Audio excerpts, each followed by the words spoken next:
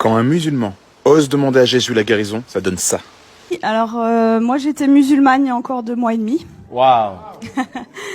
Et je suis médecin, on m'a annoncé un cancer des ovaires au mois de juin. D'accord. Et pendant 3 semaines, 1 mois, en fait, j'étais très très mal, jusqu'à entendre parler de Jésus. Quoi, j'en avais déjà entendu parler, mais là, j'ai été vraiment touchée sur une vidéo comme ça un soir chez moi. Et donc, je me suis intéressée à cette personne et en fait, j'avais pleuré pendant 3 semaines de tristesse et là, je pleurais d'amour. Wow. Et je comprenais pas. Donc, j'ai regardé beaucoup de vidéos témoignages sur Jésus et le soir même, c'était le 11 juillet de cette année 2018, Wow. je me suis mise à genoux dans ma chambre pour la première fois de ma vie devant Dieu et j'ai supplié pendant 20 minutes, Jésus, si tu existes vraiment, moi ça me suffit pas d'entendre parler de toi, je veux te voir. Et je veux te voir d'une façon que plus jamais de ma vie je vais douter de toi. Et en fait, pendant 20 minutes, j'ai attendu, j'ai supplié à genoux. Et il s'est rien passé, je suis retournée dans mon lit. Et là, j'ai entendu une voix qui me disait « Retourne-toi ». Et j'ai fait ma rebelle.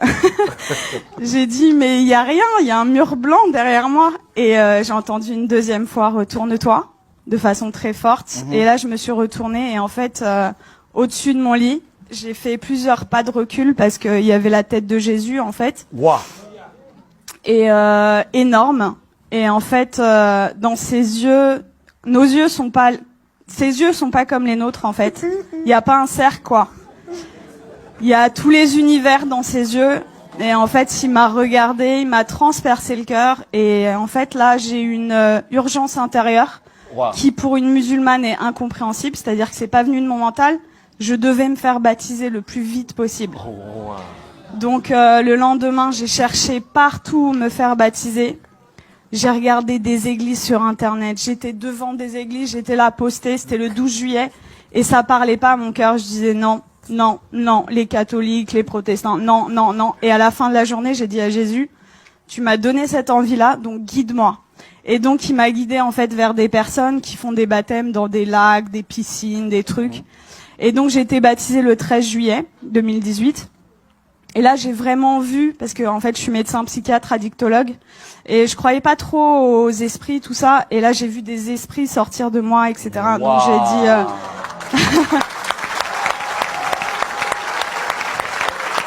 je continue.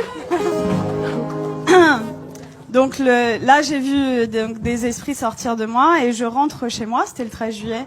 Et là, dans mon lit, je commence à parler une langue où je comprenais rien. Et là, je dis, mais qu'est-ce que c'est que ça? Et en fait, on m'a dit après, c'est du parler en langue. Mais chez les musulmans, ça n'existe pas. Donc moi, j'avais jamais entendu parler du parler en langue. Et ça a duré 3 quarts d'heure, 1 heure. J'ai parlé une langue où je comprenais 0 mot. Et en fait, j'ai senti une énergie remonter de mon ventre. Et je prenais comme ça. Et je jetais, en fait. Ça a duré 3 quarts d'heure, 1 heure. Et là, au bout de 3 quarts d'heure, 1 heure, j'ai arrêté de parler. Et j'avais des douleurs depuis 4 ans, tous les jours. Et là, pour la première fois depuis 4 ans, plus aucune douleur. Donc là, j'ai dit, ok, je suis guérie, c'est bon. J'ai pris rendez-vous chez mon gynéco le 17 juillet. Et j'arrive et je lui montre les examens complémentaires, les marqueurs tumoraux, l'IRM pelvienne. Et il me dit, bon, écoutez, alors c'est une maladie très sévère.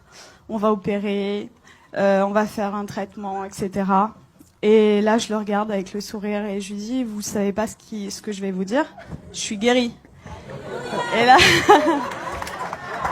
il me dit, comment ça, je comprends pas. Il m'a écouté quand même parce que je suis médecin, j'ai un cabinet juste à côté de chez lui, quoi. Donc il savait que c'était pas n'importe, voilà. Et là, je lui dis, mais en fait, je suis guérie. Et il me dit, bon, parce que le déni en médecine, ça existe beaucoup. Il me dit, bon, allez, on va faire l'échographie. Et en fait, là, il me fait l'échographie et il était bouche bée.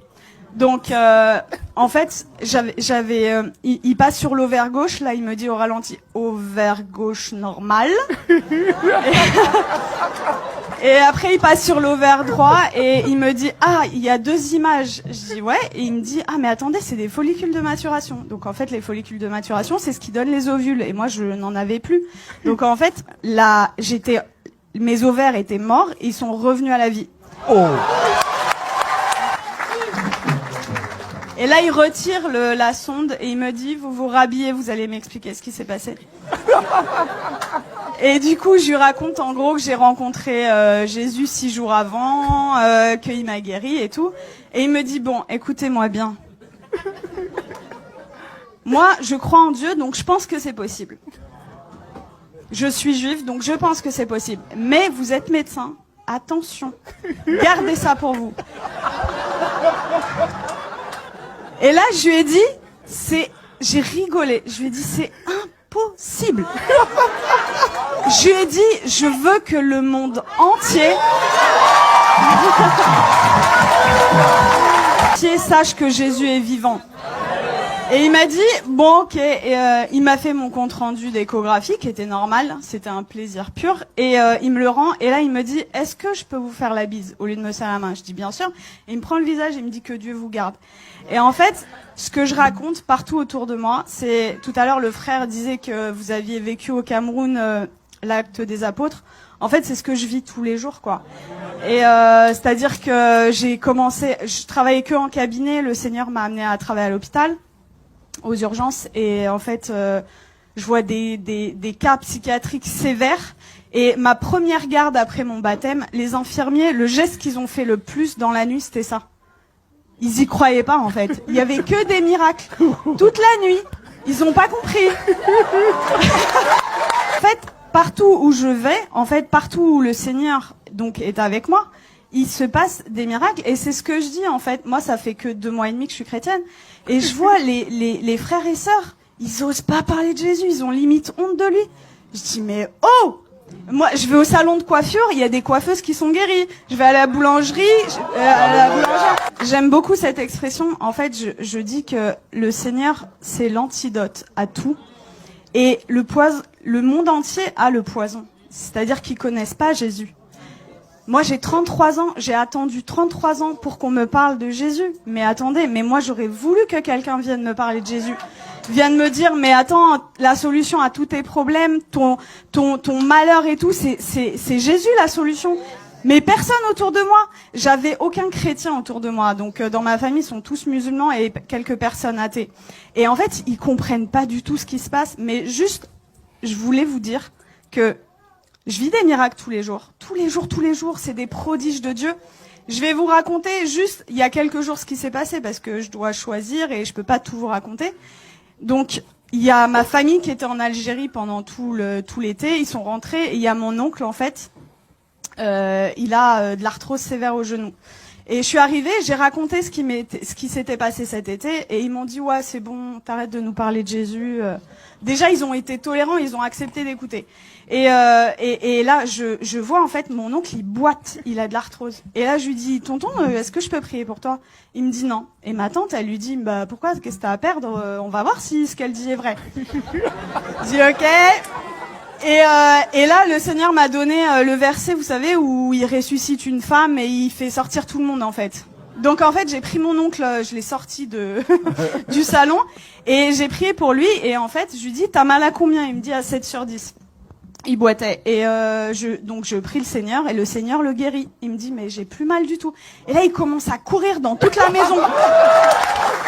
Quelques jours après, je retourne dans la famille, et là, il me dit, Nermine, tu vas pas me croire, j'ai vu mon ophtalmo. En fait, il voit son ophtalmo 2 fois par an, et pour son glaucome. Donc, le glaucome, c'est une maladie chronique, c'est à vie, c'est comme le diabète.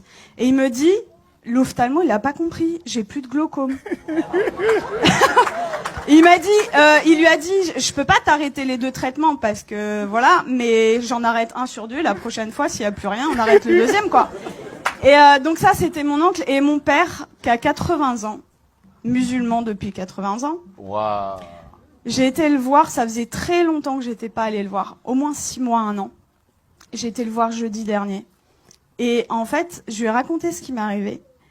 Il a été guéri. J'ai prié pour lui. Il a été guéri de ses acouphènes, c'est des bourdonnements. Il avait depuis 10 ans plus d'acouphènes. Il avait mal au dos, il pouvait pas sortir sans ceinture. Plus de ceinture. Je l'ai sorti sans ceinture. Il voyait double, il avait une diplopie. Il voyait double quand il mettait pas ses lunettes. Plus de diplopie. Et là, au bout de 2 heures, il me dit, c'est bon, je me donne à lui. Le lendemain, Le lendemain, donc c'était vendredi, là.